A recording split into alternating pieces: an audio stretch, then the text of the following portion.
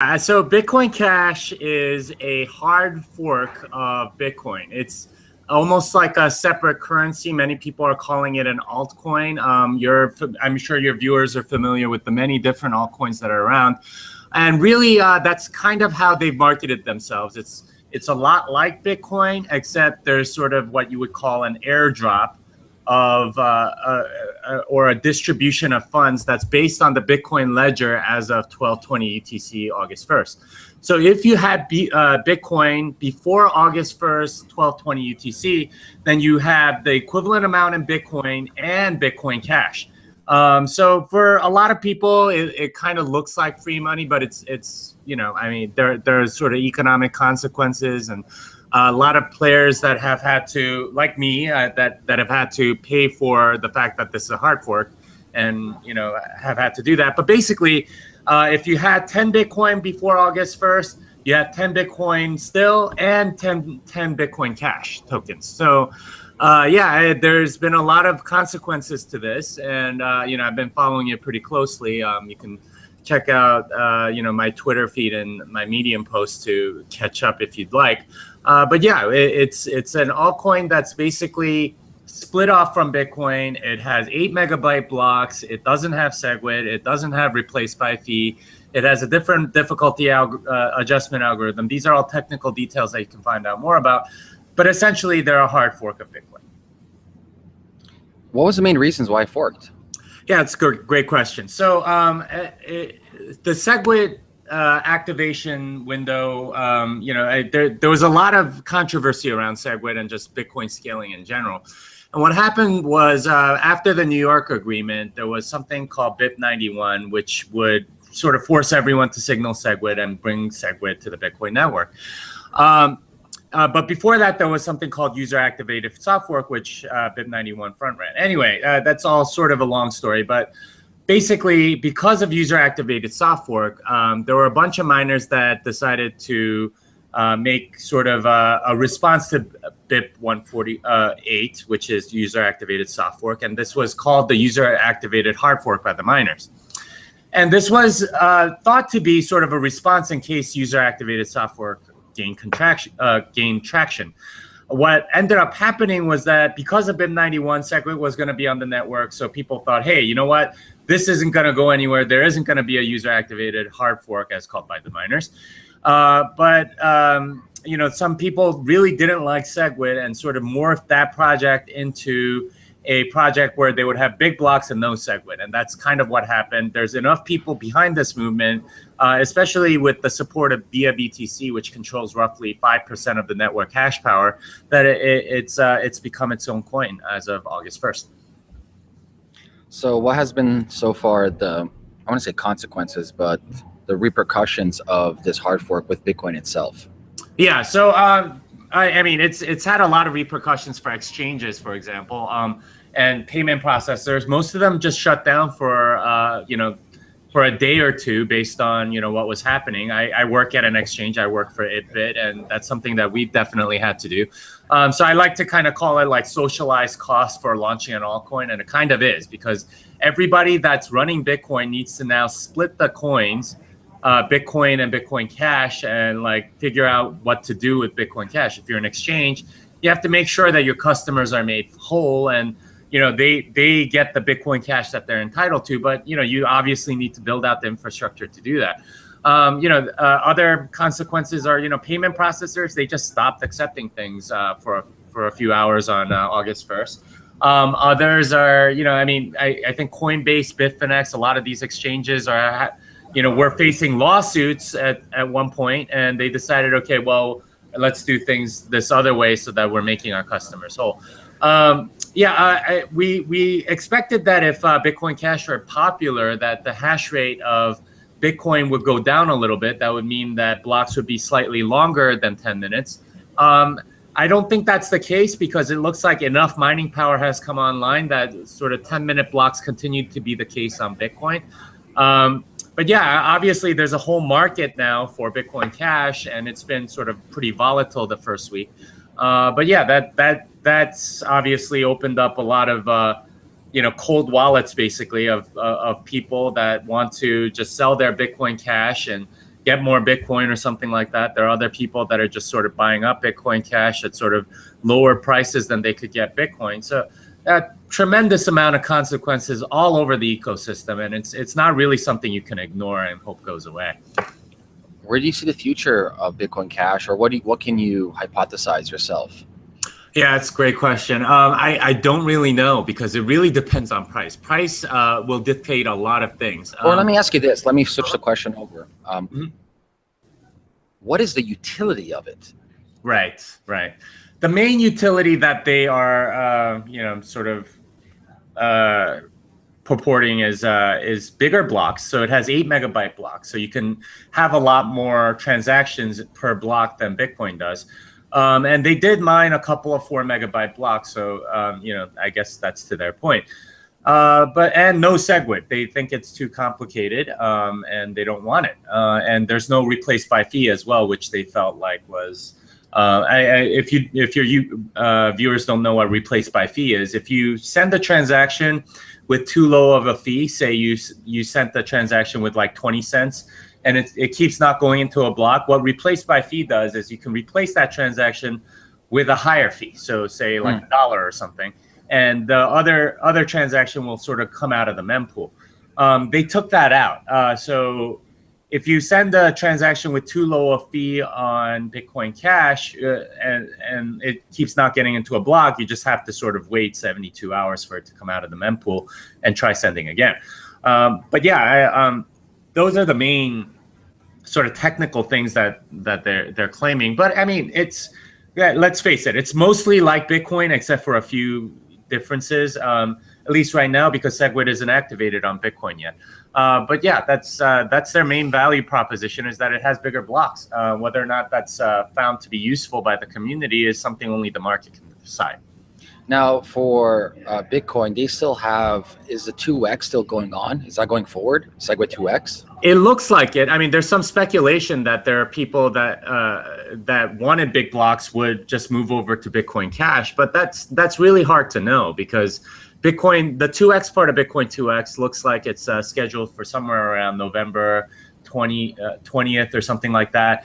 And that's, first of all, pretty far away in Bitcoin terms. That's like 3 years in Bitcoin, right? Like, and the other reason is because we don't know how Bitcoin Cash will do. And we don't really even know whether like Bitcoin Cash doing well bodes well for the 2x or not. Because, there are arguments on both sides. If it does well, then the 2x people might be like, hey, it's doing well, therefore we should increase it too. But for the other side, they'd be like, well, you already have your big blocks, go to the other chain.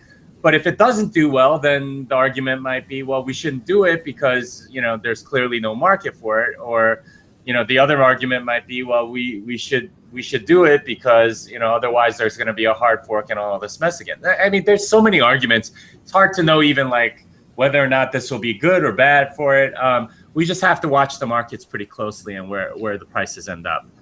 Have you seen anything that was kind of a surprise to you that wasn't unexpected? Well, the whole fork was unexpected for me. I actually thought that this would just sort of go away because of it. Bid 91 was sort of agreed to. Everyone thought it was a good way to go about it. So like this, when it happened, I think it was like not this past Saturday, but the Saturday before.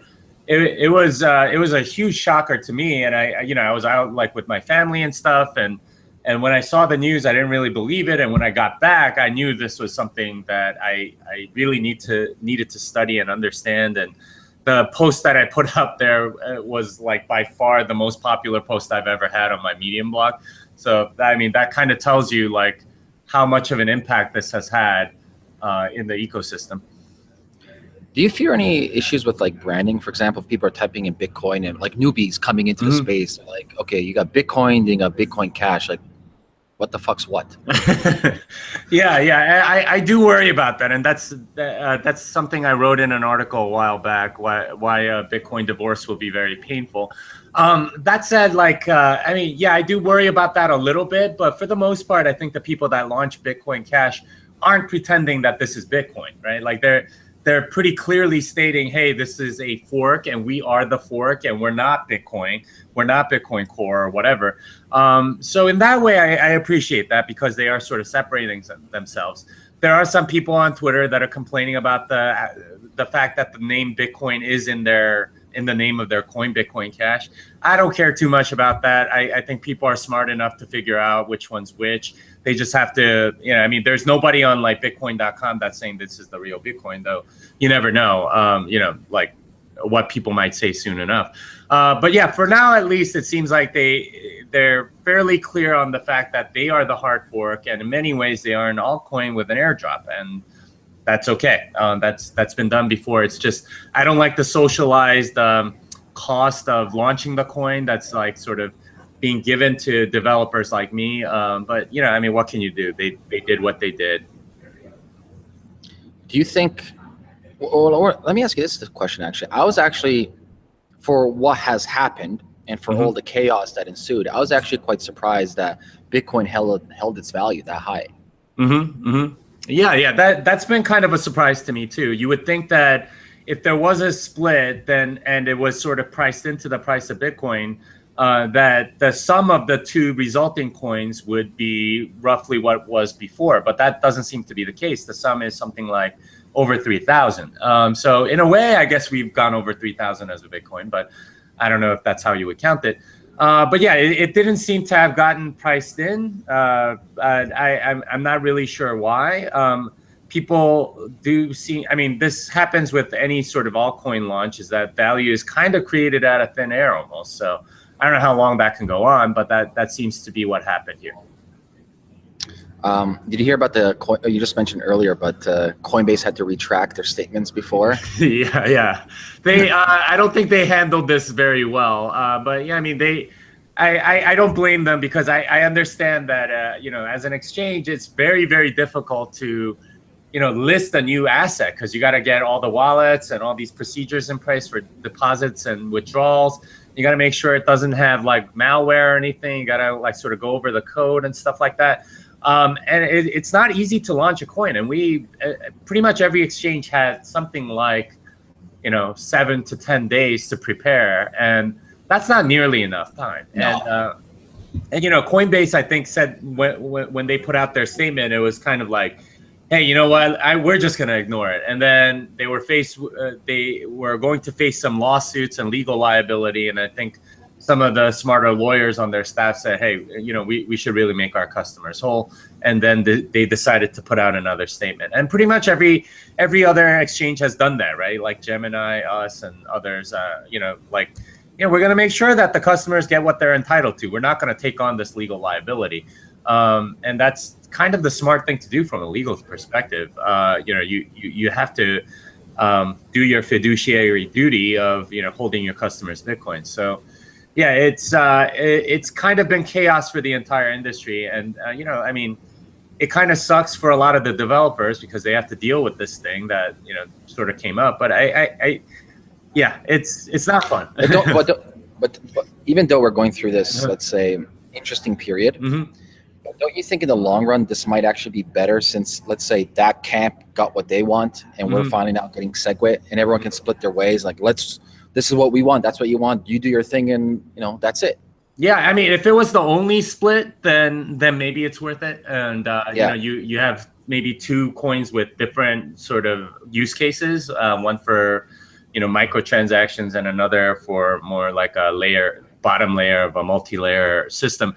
But yeah, I mean, like, given how this has gone, I think it's entirely possible that more forks like this are coming if Bitcoin Cash continues to hold its value.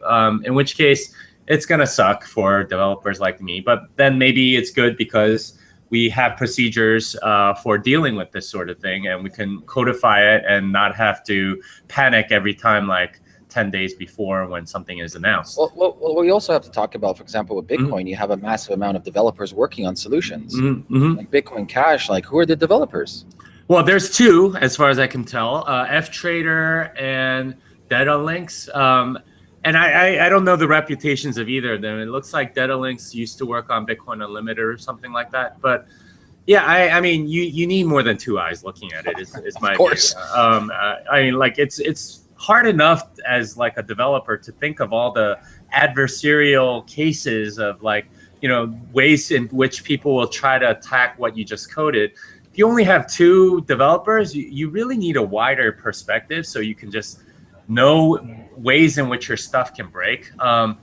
And I'm not sure that they had that. And maybe, I mean, to be fair, they might have more people coming in to review their code. And this is just the Bitcoin ABC client. I've heard that there are other clients like Bitcoin Unlimited Cash and Bitcoin Classic and a bunch of others.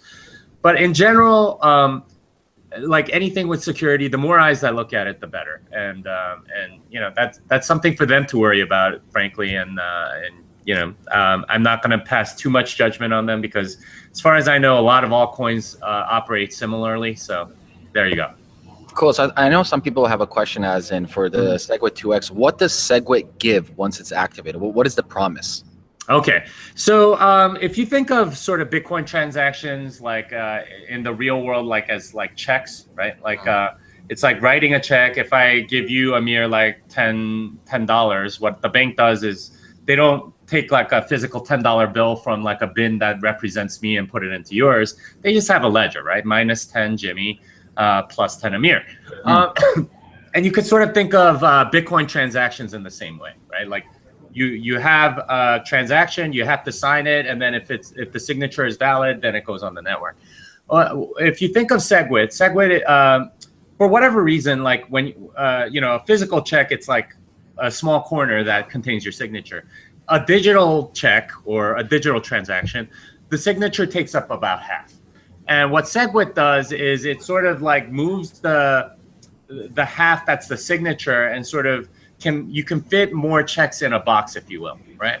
And it fixes a lot of other things, but it allows things like Lightning. But that's essentially what the promise is. There's sort of like another layer that's coming on top of Bitcoin that we'll be able to utilize as a result of SegWit, including Lightning Network and a bunch of other things. I think eventually we're looking at Schnorr signatures for more efficiency and scale and things like that. But yeah, essentially we have a promise of another layer that's coming as a result of SegWit that we can utilize instead of just doing everything on chain. And so with SegWit, the micropayments is a possibility.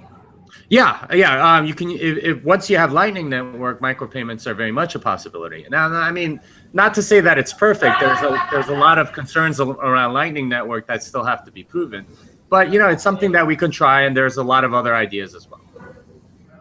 Very cool.